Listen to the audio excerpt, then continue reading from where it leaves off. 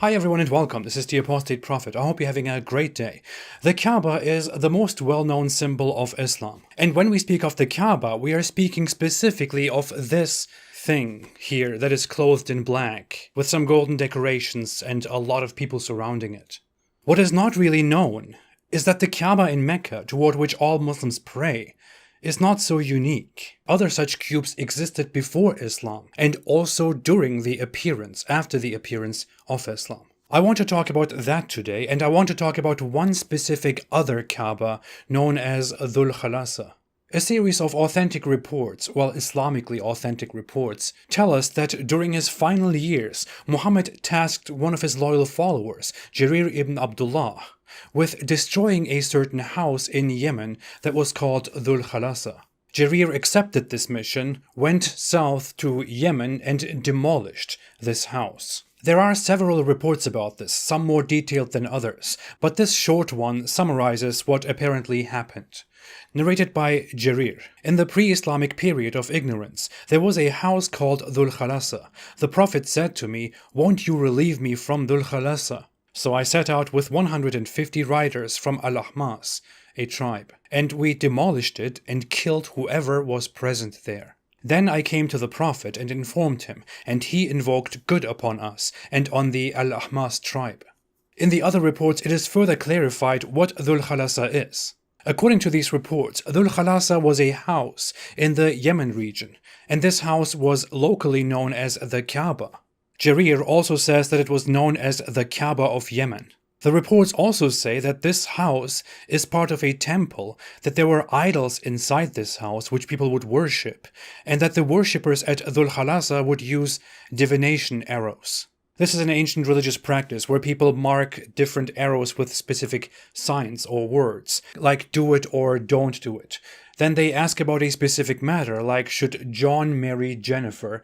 Then they shoot those arrows, and whichever arrow lands further away, that is the answer of the gods, or the god in place. If the arrow that says do it lands further away, then that means the gods, or the god, wants John to marry Jennifer. I know it sounds very dumb, but humans were not always very smart. The Kaaba in Yemen was reportedly held by one tribe, or by more tribes, which would gather here. The parallels between this Kaaba and the Islamic Kaaba are not hard to miss once we know more about the Islamic Kaaba. Prior to Islam, the Kaaba was a house at the center of Mecca. It was known as the Kaaba. According to Islamic reports, this house was also home to idols, which the pre-Islamic polytheists would worship. Muhammad reportedly destroyed these idols after he conquered Mecca. The Kaaba was controlled by the Quraysh tribe, which is the tribe of Muhammad. And the Quraysh tribe would also use arrows around the Kaaba to find answers to hard questions. Reportedly, they would ask the god Hubal, which the Kaaba was dedicated to. Fun fact, Kaaba simply means cube. So the Kaaba in Mecca simply described the cubic shape of the Kaaba in Mecca. And the Kaaba in Yemen was then, as expected, also a cube like the one in Mecca. There are conflicting reports, but it is also said that Dhul Khalasa was either made of white stone, or that it had a white stone as an object of cult, reverence, or worship, which compares to the black stone at the Kaaba in Mecca. In any case, that sounds very funny, considering that according to Islamic reports, Muhammad said that the black stone at the Kaaba was originally white, but it turned black because of the sin of humans. All of this already sounds interesting, suspicious. Why is there a Kaaba in Yemen that is very similar to the Kaaba in Mecca, used for the same purposes? Which one came first? What is the significance of these cubes? I will not ask why Muhammad wanted it destroyed and why he had it destroyed. Contrary to some naive modern depictions of Muhammad, Muhammad was strictly against the existence of such pagan temples and objects in Arabia and had them violently destroyed while killing the people around them. In the example of Dhul Khalasa, the hadith described that Muhammad's man Jarir threatened a priest who was at Dhul Khalasa and who was practicing arrow divination by saying, "Break them, the arrows, and testify that none has the right to be worshipped except Allah, or else I will chop off your neck."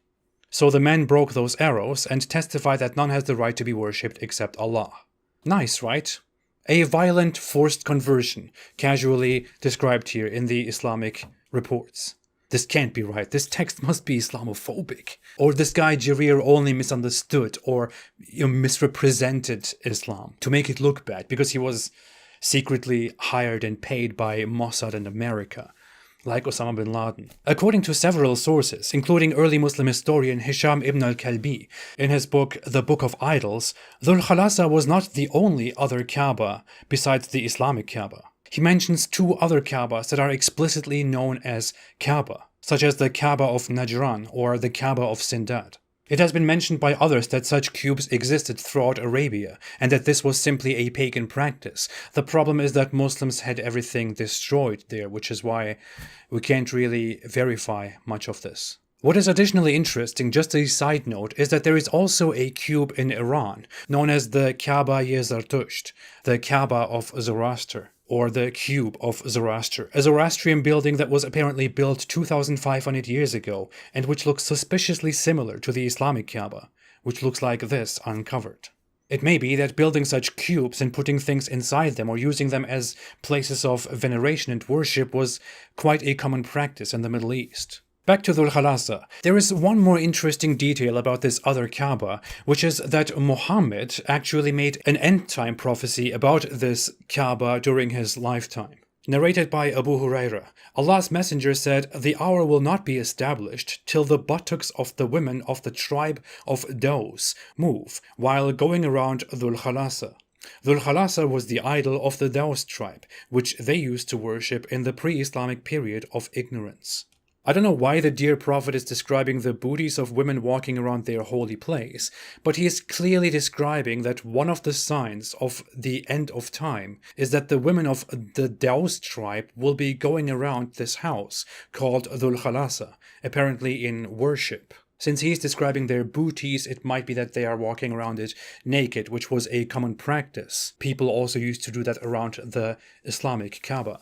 That is very funny, isn't it? Muhammad probably made this prophecy before he eventually violently destroyed the Dhul Khalasa. Ever since Muhammad's loyal follower Jarir went down there and violently destroyed Dhul Khalasa and killed all the people around it, for which Muhammad invoked blessings on Jarir and his soldiers, it is no longer possible that the women of the Daws tribe, a tribe which apparently doesn't even exist anymore, walk around Dhul Khalasa while shaking their booties. You will not see this prophecy among those lists of prophecies that Muslims make to show that Muhammad was the real deal and that Islam is true and that the end is almost there. It is rather embarrassing. This whole thing is very shady, very suspicious, very embarrassing. It seems that the Islamic Kaaba was also a house that was only used by the pre-Islamic Meccan polytheists for their own worship. Although Muslims claim that it is Allah's first house, built by Abraham, or maybe even before him by Adam, we simply have no historical records about the Kaaba until after the rise of Islam, and we certainly do not have any connection between the Kaaba and Abrahamic religion. Although Muslims claim that the Kaaba was a hugely important building, and that Mecca was a hugely significant trade center, we also have no historical records of Mecca until after the rise and expansion of Islam.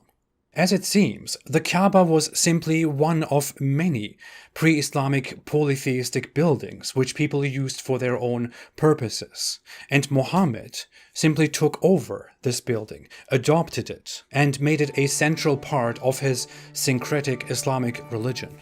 And the existence of this other Kaaba and other buildings across Arabia certainly raises suspicions that I think should be further investigated. You can't trust Islam. Thanks for watching. If you like this video, don't forget to like, to subscribe, and to share. If you want to support me and what I'm doing, you can support me on Patreon or on apostateprophet.com so I can make more videos in the future. I will be back soon. Have a fantastic day and stay away from Islam.